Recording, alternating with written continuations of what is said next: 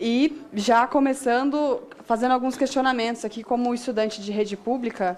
Primeiro, qual ideia de educação vocês acham que nós recebemos dentro da escola? E agradecer a tinta que você está gastando para cada vez publicizar a UBS nos seus cartazes. Valeu.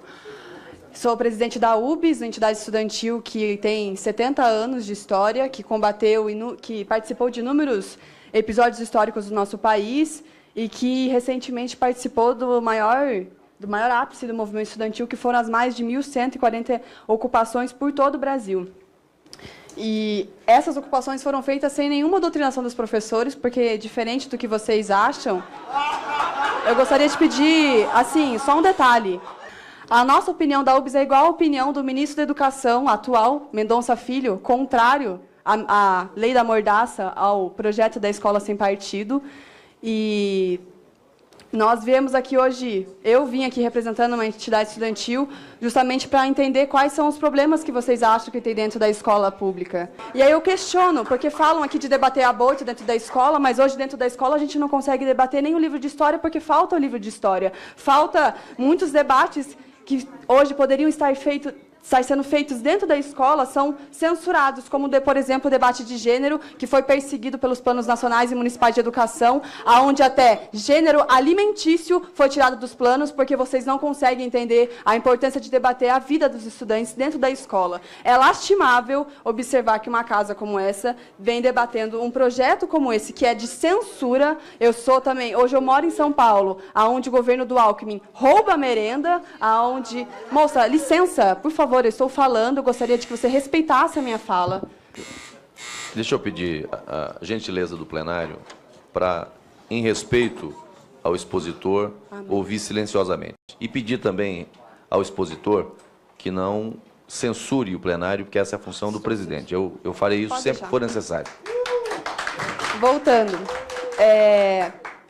Então, eu gostaria mesmo assim, eu vim aqui como estudante, mas principalmente como uma ex-ocupante de escola, que não teve que ser amarrada por um professor para ocupar a sua escola, porque, diferente do que vocês acham, a juventude consegue e pode e está se organizando para cada vez mais debater sobre qual é a qualidade de educação pública que nós queremos. Se vocês acham que nós precisamos de doutrinadores para que a gente possamos estudar, para que a gente possa pensar um pouco, para que a gente possa, enfim, ter uma opinião mais crítica sobre a vida, infelizmente, eu convido vocês a irem em uma escola pública e trocarem uma ideia com um estudante de uma escola pública, como nós temos aqui alguns que estão se manifestando contra esse projeto, porque nós não conseguimos compreender qual é a realidade que vocês querem mudar com um projeto como esse. E é lamentável, é lamentável. Eu pergunto a vocês se vocês conhecem os professores que educaram vocês e se vocês debatem com eles sobre a vergonha que é esse projeto. Vocês estão aqui dentro todas as semanas com os mesmos discursinhos, com as mesmas plaquinhas, tentando fazer com que, se realmente a escola, o maior problema da escola pública fosse a doutrinação. Isso é uma vergonha, isso é lamentável, é a disputa da narrativa que vocês querem criar. Infelizmente, a escola pública hoje, ela precisa de ser pensada de uma maneira muito mais elaborada.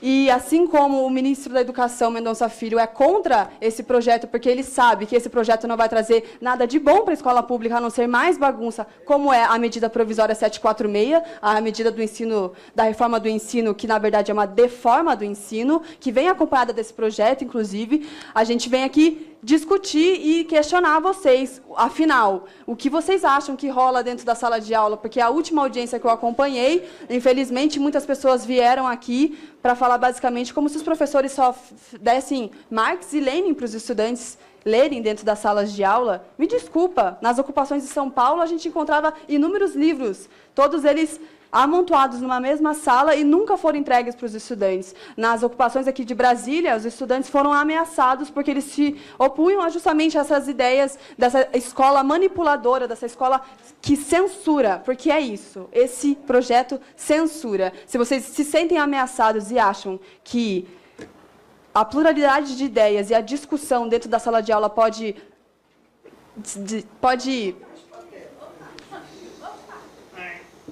Tudo bem, moça? Tá bem aí?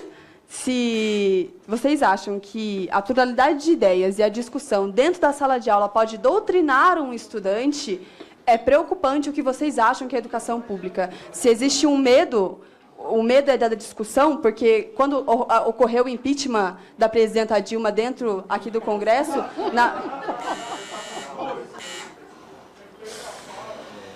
quando aconteceu o impeachment, nas escolas públicas, e em especial nas ocupações, os estudantes debatiam. E eu vi inúmeros estudantes contrários e favoráveis ao impeachment debatendo sem nenhum problema, sem a intervenção de um professor. E nós acreditamos que essa casa tem o dever de debater temas que são mais importantes para todos os estudantes, para o futuro de várias gerações, do que debater a tal da doutrinação. Mas, infelizmente, todos vocês querem ignorar este fato e agora querem aqui ficar pagando de bonitinhos com esses cartazes, falando que eu sou filiadas a partido, mimimi e tudo mais, o que é lamentável, porque isso demonstra que estudante secundarista tem mais argumentos e consegue debater mais sobre esse projeto do que vocês. E vocês podem continuar dando risada, não tem nenhum problema.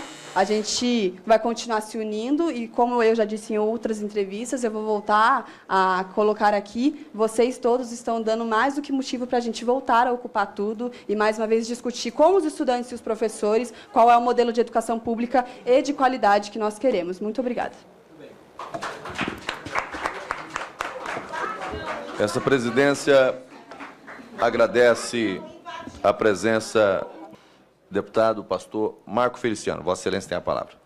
Senhor presidente, eu estou vindo aqui já algumas sessões, e todas as sessões eu ouço, e cada vez mais o meu coração se abre para a escola sem partido. É necessário, de fato, esse projeto ser aprovado. Esses 5 pontos. Nada mais do que isso. 5 pontos que são meritórios, que têm educação, que são clássicos, e não ferem a ninguém, muito menos direito, quer seja de professor, mas protege o aluno com toda a sua força.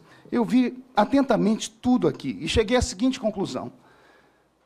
A esquerda se desesperou de fato. Chegou o fim.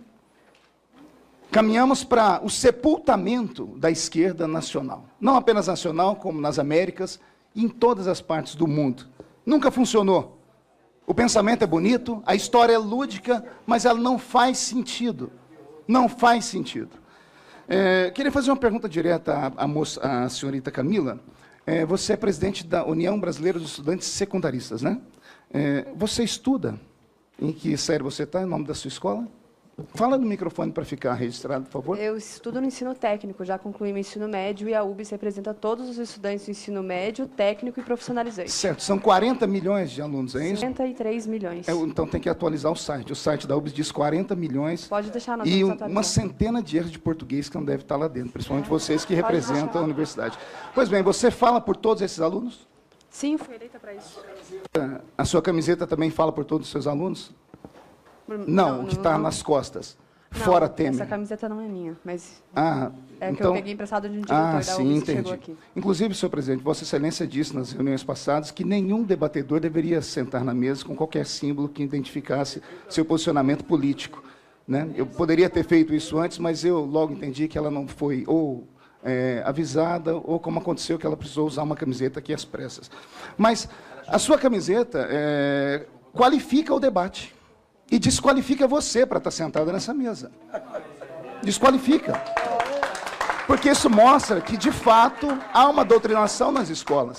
Se não houvesse a doutrinação nas escolas, a nossa CPI, tanto da UNE quanto da UBS, que foi incluída no último requerimento, por 3 vezes, senhor presidente, deixo aqui isso bem claro, por 3 vezes tentamos uma CPI, não para punir os estudantes, mas para saber o que é feito com os recursos federais dados a essas duas entidades, tanto a UNE quanto a UBS.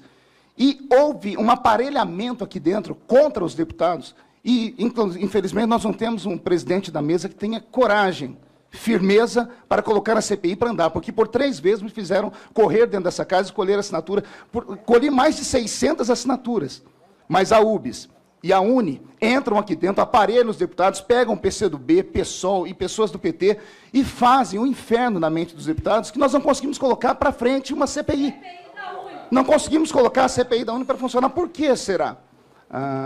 O deputado disse que o pessoal que hoje se manifesta aqui não estavam lá pelo impeachment da presidente Dilma Rousseff. Mas eu tenho uma foto minha aqui, da nossa nobre Camila, no discurso do presidente Lula, quando ele não pôde ser aceito como ministro aqui. Está ela ao lado do Gleisi Hoffmann, junto com outras pessoas. Ou seja, isso mostra da doutrinação que há, sim, nas escolas. Obrigado. Agradeço. Deputado Eduardo Bolsonaro, Vossa Excelência tem a palavra para suas ponderações. Senhor presidente, eu acredito que a senhora Camila Alanis, ela é realmente, endossando aqui as palavras do deputado Marco Feliciano, é a caricatura deste ato, dessa audiência pública, não só dessa, como das anteriores também. Fazendo aqui um palco político, onde se ignora a questão do escola sem partido, pois, como muito bem dito na fala centrada do deputado Passarinho, se todos lessem aqui, ponto a ponto do projeto, ou concordariam, ou então cairia a máscara e sim assumiriam a sua posição autoritária. Porque todos aqui sabemos, não está se criando direito, está apenas explanando. E quem é que tem medo dessa divulgação, desses direitos? Exatamente aqueles que são beneficiados pela doutrinação ideológica. Não cabe mais aqui negar, para mim isso aqui, não convém mais fazer uma audiência pública e fazer todos nós perdermos nosso tempo para ouvir esse tipo de fala. Ora, dizer que não existe doutrinação ideológica, prezado vereador. Se eu abrir meu WhatsApp, Instagram, ou for em qualquer escola do país aqui, eu vou saber, pelo menos, de algum aluno ou da escola vizinha que escreveu Bolsonaro no quadro e foi suspenso. Mas escrever fora Temer pode. Aí, perfeito. E depois ela vem aqui, querendo dizer que representa os estudantes, com fotos ao lado da Dilma, bandeiras do PCdoB, com camisa fora Temer, e dando esse risinho de deboche aí, como deve ser aí a sua conduta para com o seu pai e para com a sua mãe. Senhor presidente, queria saber quais são as contribuições dessas ditas ocupações, né? Que eu partilho aqui da opinião que tratam-se de invasões. Isso na minha terra chama-se crime. E depois, quando a polícia é obrigada, através de uma ordem judicial, a fazer uma reintegração de posse, posam de vítimas. Não, é opressora, está me batendo. E é por isso que eles não entendem os ocorridos durante o período do regime militar. Mas eu adianto aqui, as ocupações ou invasões, né, renderam muitos frutos. Atraso do vestibular, decréscimo ali no posicionamento do Brasil na prova internacional do PISA, e inclusive um assassinato lá no próprio Paraná. E vem aqui com a cara de pau para dizer que estão colaborando com o futuro do país. O futuro do país, presidente, é com ordem, é com disciplina, é com respeito à autoridade e com respeito, principalmente, aos dizeres que estão aqui, se a TV Câmara puder filmar, os deveres do professor. O professor que não doutrina, ele não está nem preocupado com isso, que ele não vai ser atingido. E termino, senhor presidente, dizendo que sim, em Cuba, realmente há uma democracia. Lá existem mais de 600 parlamentares. Ai do parlamentar que não for filiado ao Partido Comunista. Vai para o paredão muito democraticamente. Assim como ocorre hoje de maneira, entre aspas, velada na Venezuela, né? Caracas, a capital mais violenta do mundo. Qualquer passeata lá, tem gente morrendo. Tem gente morrendo, senhor presidente. Então eu termino aqui com essa minha fala e dizer que pela primeira vez, vou fazer um elogio, hein? Pela primeira vez eu não vi o debate indo tanto para o lado de atacar pedras aos cristãos, que normalmente fazem isso, né, deputado Flavinho? Invertem a lógica, usam, como bem dito pelo vereador Felipe Ribeiro, aquela jogo de palavras para fazer valer como se eles fossem uma parte oprimida dentro das escolas. Lembro aos senhores que nós estamos aqui numa democracia. E se não fôssemos um país cristão, as mulheres não estariam sentadas aí debatendo com os outros. Vocês estariam sendo apedrejadas, açoitadas, e isso nenhum parlamentar aqui deseja. Muito obrigado, senhor presidente.